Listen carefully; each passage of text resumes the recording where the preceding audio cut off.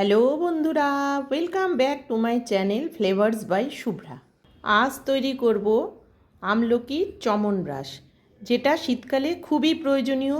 সবসময় জ্বর সর্দি কাশি আমাদের ঘরে শীতের সময় লেগেই থাকে, তাই তৈরি করব আমলকির চমনব্রাশ। আমলকির চমনব্রাশটা তৈরি করার জন্য আমলকিগুলোকে আমি ভালো করে জলে ধুয়ে ন্যাকড়া দিয়ে মুছে নিয়েছি মধু, গুড়, তুলসী পাতা, খেজুর, এদিকে নিয়েছি তেজপাতা, অল্প মৌরি, গোলমরিচ, লবঙ্গ, দারচিনি। এই মশলাটা আমি শুকনো খোলায় একটু ভেজে গুঁড়ো করে নেব। এবার একটা কড়াইতে কিছুটা জল নিয়ে এভাবে আমলকিগুলো আমি একটু ভাপিয়ে নেব। 10 মিনিট ভালো করে ভাপিয়ে নিয়েছি। এবার একটু আমি খুলে দেখে নেব।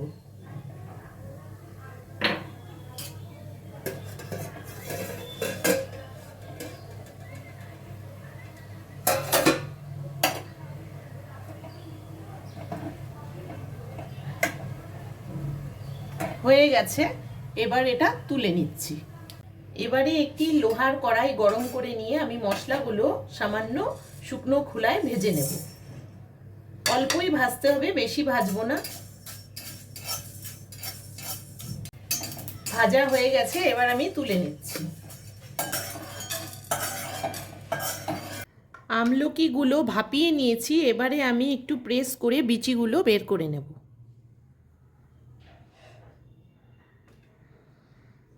এইভাবে বের করলে সব বিচি বেরিয়ে যাবে। আমলকি সব বিচিগুলো বার হয়ে গেলে আমলকি আর খেজুর আর তুলসী পাতাটা আমি মিক্সিতে দিয়ে একবারে পেস্ট করে নেব। এখন আমলকিগুলোকে আমি মিক্সিতে দিয়ে দেব। এক ফোঁটাও কিন্তু জল দিলে চলবে না, শুকনোভাবে বাটতে হবে।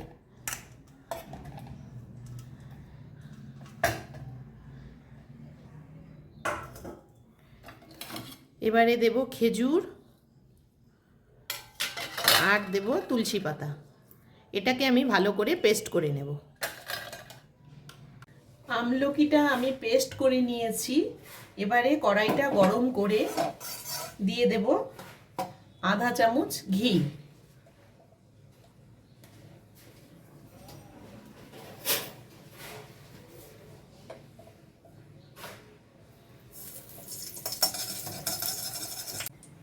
ঘিটা দিয়ে এখন আমি আমলকির পেস্টটা দিয়ে দিচ্ছি।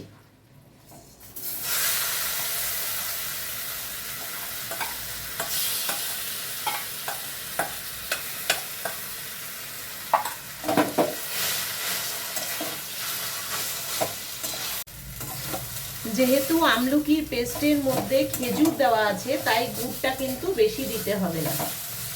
আধা কেজি আমলকি নিয়েছি, 150-র মতো গুড় নিয়েছি। 5-6 মিনিট একটু আমলকিটা জাল করে নিয়ে এবারে আমি গুড়টা দিয়ে দিচ্ছি।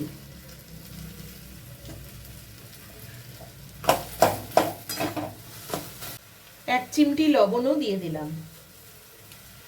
এই চমনব্রাশটা শীতের সময় তৈরি করে রাখলে সারা বছর সুন্দরভাবে এটা খাওয়া যায়। আর এটা খেলে সর্দি কাশি জ্বর সমস্ত কিছুর থেকেই খুব উপকার পাওয়া যায়। আমলকির কালারটা কিন্তু আস্তে আস্তে চেঞ্জ হয়ে যাচ্ছে। আর কিছুক্ষণ করে এরপর আমি মশলাটা দিয়ে দেব। আমলকির জলটা যাতে পুরোপুরি শুকিয়ে যায়, জল থাকলে এই খাবারটা বেশি দিন সংরক্ষণ করে রাখা যাবে না, সেই জন্য ভালো করে জলটা শুকিয়ে নিতে হবে। অনেকটাই শুকিয়ে গেছে। এবার আমি হামলদিস্তায় যে মশলাটা গুঁড়ো করে রেখেছিলাম, ক্র্যাশ করে রেখেছি, সম্পূর্ণ গুঁড়ো করিনি, ওটা এবার দিয়ে দিচ্ছি।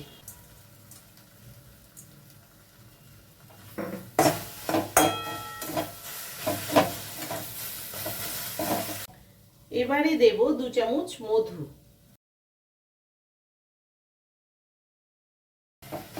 মধুটা দিয়ে কিন্তু আবারও একটু ভালো করে শুকিয়ে নিতে হবে। আমার চমনব্রাশটা রেডি হয়ে গেছে, এখন আমি তুলে নেব। তোমাদের যদি এই চমনব্রাশের রেসিপিটি ভালো লেগে থাকে তাহলে ভিডিওটিকে লাইক করো, চ্যানেলটিকে সাবস্ক্রাইব করো, আর যারা ফেসবুক পেজ থেকে দেখছো তারা পেজটিকে ফলো করে দিও।